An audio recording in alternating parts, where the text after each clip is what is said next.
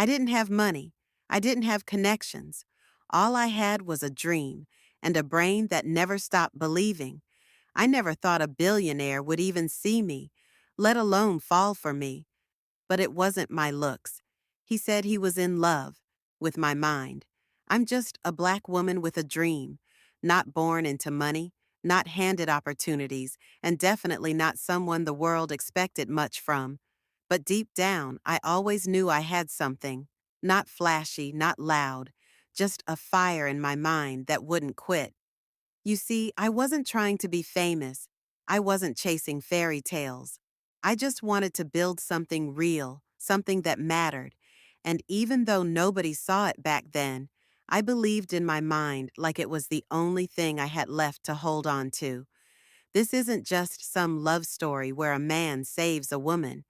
No, this is about how believing in myself, even when it hurt, led me to a place I never imagined.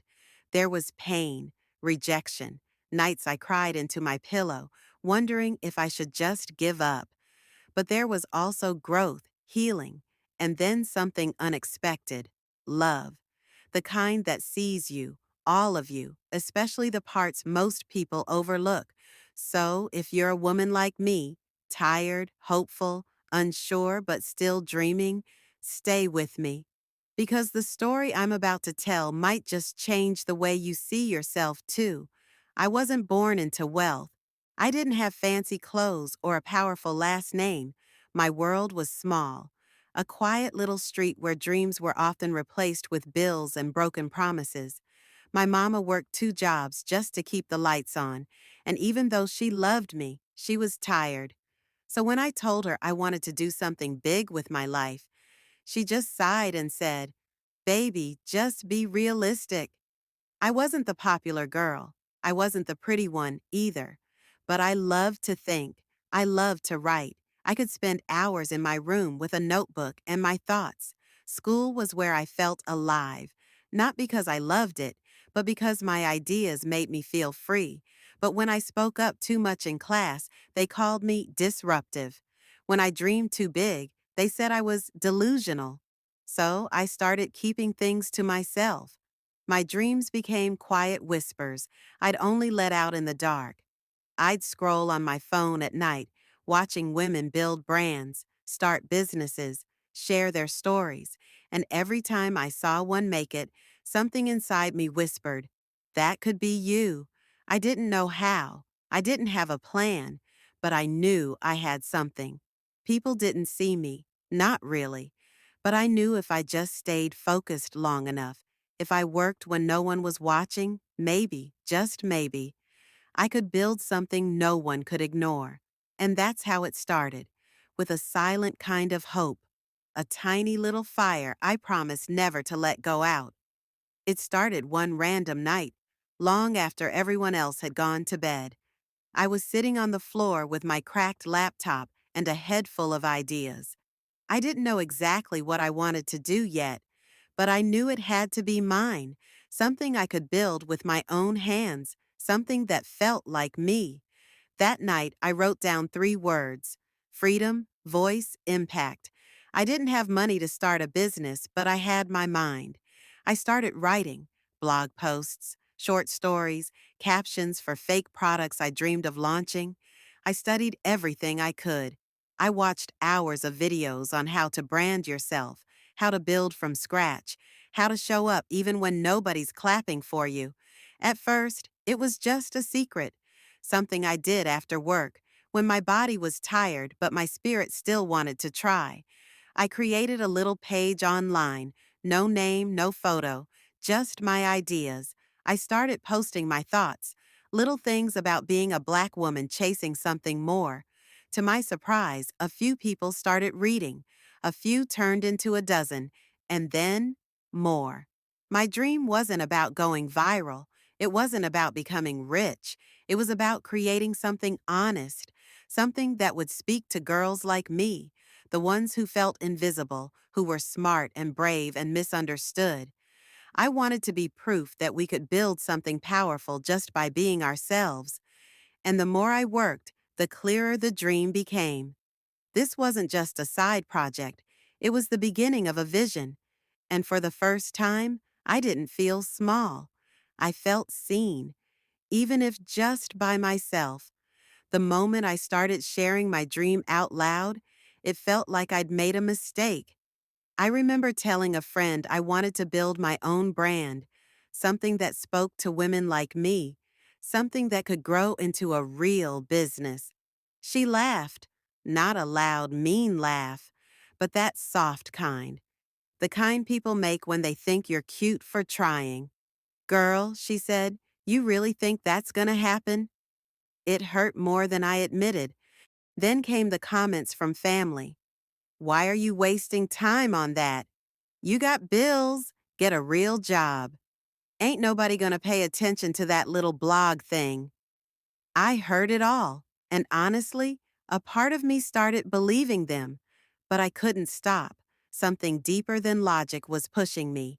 Even when no one clapped, even when my posts got 0 likes, even when I felt silly talking to a screen. I kept showing up.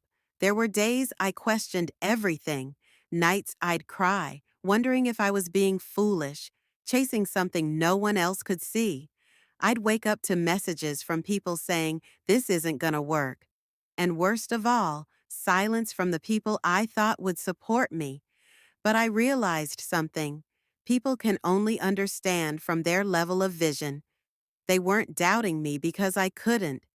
They just couldn't imagine it for themselves. So I stopped explaining myself. I stopped begging for belief. I made peace with being the only one who could see it.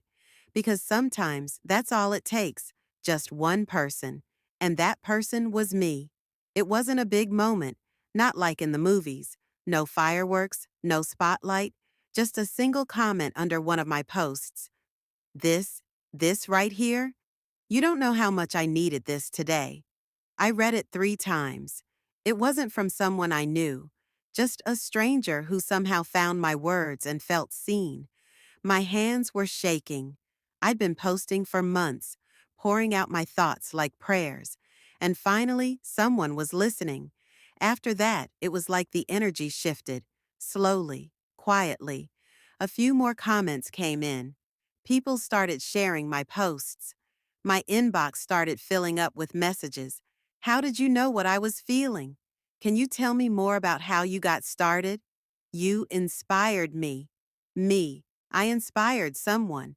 I didn't have a huge following. I wasn't making money. But that little flicker of recognition, that was my breakthrough. Not because it made me famous, but because it reminded me that my voice had power, that my story had value. I started being more consistent, more intentional. I posted even when I was tired. I responded to every message. I treated my tiny platform like it was already something big. I even started calling it a business, not just a blog, not just a page, a business. That belief started to build momentum. I got invited to speak on a small virtual panel, then a guest blog post.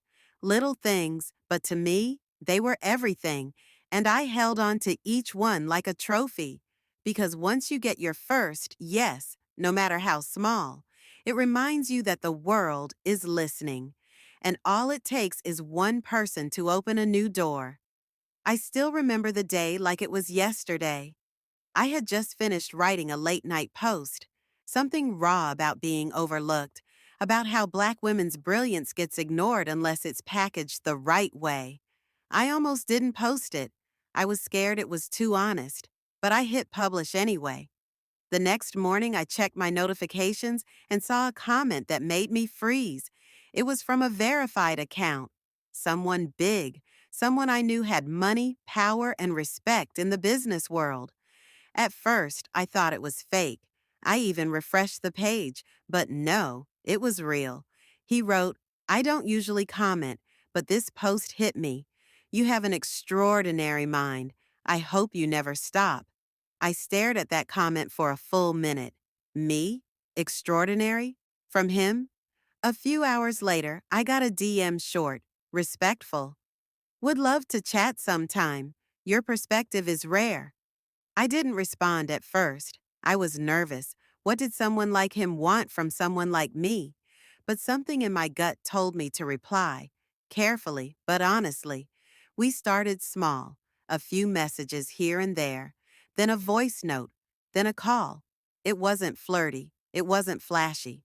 He didn't mention my looks, not once. He asked about my ideas, my process, my purpose. It was weird, but refreshing. He didn't see me as some charity case or some up and coming talent. He spoke to me like I was already on his level. I didn't know where it was going. I didn't expect anything. But for the first time, someone powerful was listening, not to my story, but to my mind. And that was the beginning of everything changing. Our messages turned into conversations, and those conversations turned into hours that felt like minutes. It wasn't surface talk either. He asked real questions, the kind no one had ever bothered to ask me before. What drives you when nobody's watching? What do you believe your voice was made for? What's something you've never said out loud, but think about every day? At first, I hesitated. I wasn't used to someone really wanting to know me. I was used to being told, not asked. But with him, there was no pressure, just space. He never tried to impress me. He didn't name drop or flash his money. And the crazy part? He never even asked for a picture, not once. We had talked for weeks, and he didn't know what I looked like beyond the little profile icon. He always said, "It's your thoughts I look forward to." That hit different. We talked about purpose, about legacy. He told me that in all the boardrooms he'd sat in, he rarely heard voices that sounded like mine, clear, bold, layered. He said I challenged him, made him rethink things he thought he already understood. Sometimes I wondered, why me? I was just a girl with a dream and a little voice online. But he made me feel like I had something rare, like the world needed what was in my mind. And slowly, I started to believe it too. It didn't feel like a romance, not at first. It felt like being seen all the way through. And for a Black woman, being seen for your mind and not your body, that's a kind of love we don't talk about enough. It was a quiet evening. I was sitting on my couch, laptop open, tea in hand, when he asked if we could talk. Like, really talk. I said sure, expecting another deep conversation about purpose or strategy. But this time, his voice sounded different, softer, a little unsure. He started slow. "There's something I've been holding back, something I probably shouldn't say, but I need to." My heart started racing. I didn't say anything. I just let the silence stretch, waiting. Then he said it, simple, clear, no stuttering. "I'm in love with your mind." At first, I thought I misheard. I didn't know how to respond. No one had ever said that to me. I've been complimented on my voice, my tone, my vibe, but never my mind. Never the part of me I actually loved most. He continued, "I've been around brilliance. I've hired the best. But the way you think, the way you see the world, it's beautiful. I don't just admire it, I'm drawn to it. You make me want to be better." I sat there, stunned. Part of me wanted to laugh, like, what kind of fairy tale is this? But another part of me, the deeper part, felt peace. Not butterflies, not confusion, just a quiet peace that maybe, just maybe, this was real. I didn't tell him I loved him back, not yet, but I told him what I felt. "Thank you for seeing me, not what I show the world, but the parts I usually hide." That night, something shifted. It wasn't about status or wealth anymore. It was about respect, connection, and a love that started where most people never even look. We didn't announce it. There was no big reveal, no dramatic post. But people noticed. A few started whispering. Some asked me questions directly. Others just made assumptions and spread them without even knowing me. "A billionaire? Oh, she must be gold digging. She probably trapped him with her looks. No way someone like her could hold his attention that long." And just like that, everything I had built, my work, my voice, my ideas, got reduced to gossip. Suddenly, I wasn't the smart girl building something from scratch. I was the black girl who got lucky. It hurt more than I thought it would, especially when it came from other women. I wanted to scream, "You didn't see the nights I worked for this. You didn't see the tears, the sacrifices, the years it took for anyone to even listen to me." But I stayed quiet, not silent, just grounded, because I knew the truth. He never flaunted our relationship. He always made space for me to lead, to speak, to be my full self. He would remind me, "Let them talk. They don't know what we built." Still, the noise got loud sometimes. I started to question myself. Was I enough without him? Would people ever respect me without attaching his name to mine? That's when I realized I had to double down on my purpose. I couldn't let the relationship define me. I had to keep building, keep creating, and keep proving, not to them, but to me, that I was still that girl with the dream.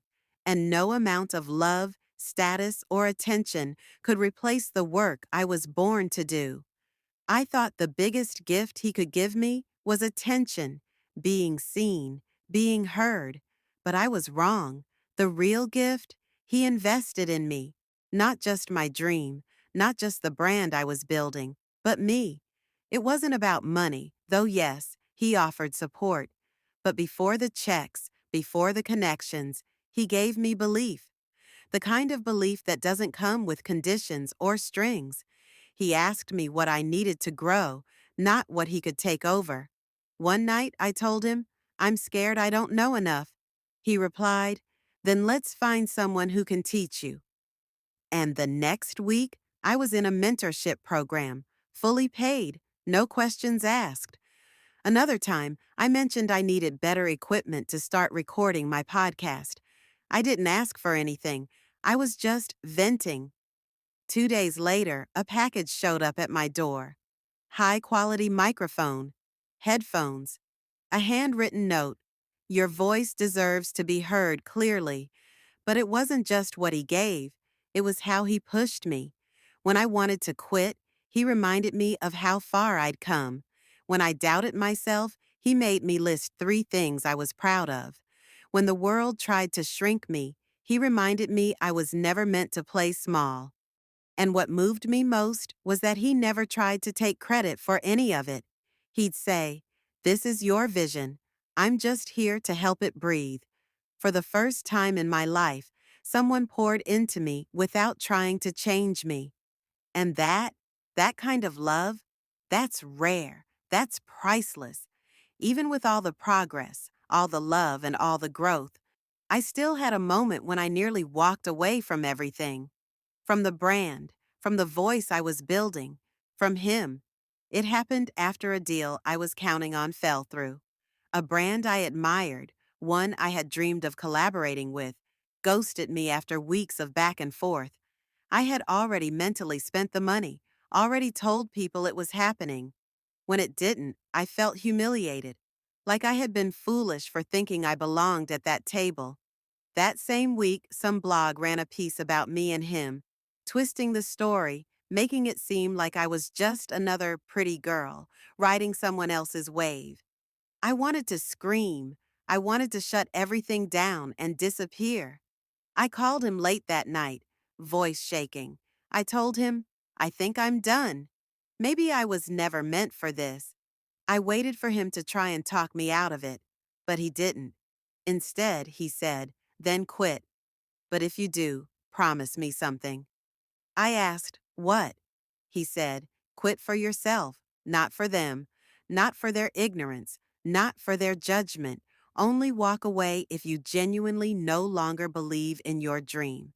I sat in silence, because truth was, I still believed in it, even through the heartbreak, even through the shame, even through the noise. That night I cried, but I didn't quit. I took a break. I regrouped. I reminded myself why I started. And when I came back clearer, stronger, unshakable. Sometimes the moments that break you are just asking if you're ready to rise. Now, I'm still that Black woman with a dream, but I'm also a business owner, a speaker, a voice that people recognize. Our love didn't become my identity, it became my support. He's still here, cheering me on in the background, reminding me that I was always enough. And me?